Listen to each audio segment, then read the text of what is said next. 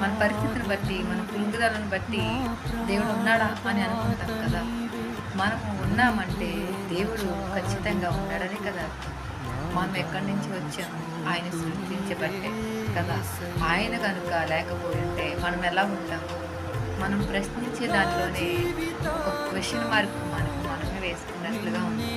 ఎందుకంటే ఆయన రూపంలో మనల్ని, ఆయన పోలిక చొప్పున మనల్ని చేసుకున్నాడు కదా! మరి దేవుడు ఉన్నాడా అని మనం ఎందుకు అనాలి? మనం ఒక్కొక్కసారి బాధను బట్టి దేవుడు ఉన్నాడా అని మనం అనము. మన దేవుడు ఉన్నవాడు. మన కష్టాలని అన్ని చూస్తున్నాం.